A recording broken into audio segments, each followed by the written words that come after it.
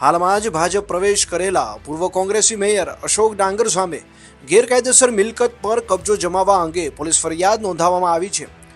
રાજકોટ શહેર કોંગ્રેસના પૂર્વ પ્રમુખ અશોક ડાંગર દ્વારા ગુંદાવાડી કેનાલ રોડ પાસે આવેલા વર્ષો જૂની દુકાન ઉપર ગેરકાયદેસર કબજો કરી માર મારવાનો મકાન માલિકે આરોપ લગાવ્યો છે। અમારું મકાન ગુંદાવાડી પોલીસ ચોકી સામે આવેલું છે, એમાં અમે 65 વર્ષ રહી છીએ।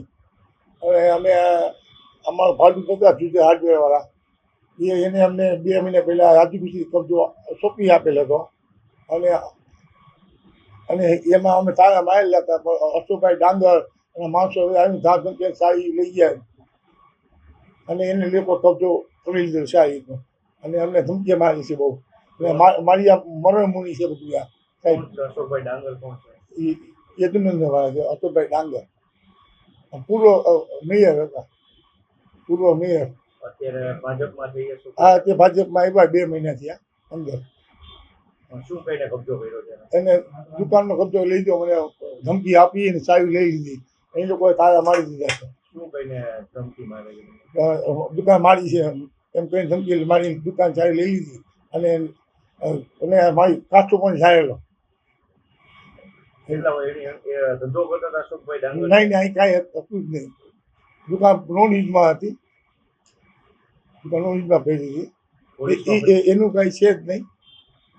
એમાં કોઈ આધાર નથી, કોઈ મારું ભાડું કંઈ નથી આ માણસ, એના કોઈ ભાડા છીટી નથી છેડી। પોલીસમાં ફરિયાદ કરી છે? ફરિયાદ સહી કરી નથી અમે। પોલીસ કોઈ કાર્યવાહી કરે છે? અમે 2-3 બુધવારે કમ્પ્લેન કરી અમે પોલીસ ખાતામાં, બધી અરજી આપેલી છે। પોલીસ કોઈ કાર્યવાહી કરે છે?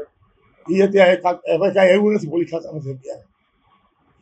શું માનો છો તમારે, કઈ રીતે ન્યાય જોઈશે? કેવો ન્યાય? મારે સાહેબ મારો ન્યાય છે, મારી પાસે મરણ મૂડી છે, મારો રસ્તો નહીં કાઢે તો હું આત્મહત્યા પણ કરીશ છેલ્લે। અમે બધા આત્મહત્યા કરશું એની સામે। કેટલા વર્ષ જૂની તમારી પ્રોપર્ટી? અમારે છે 5 વર્ષ અમે રહી છીએ।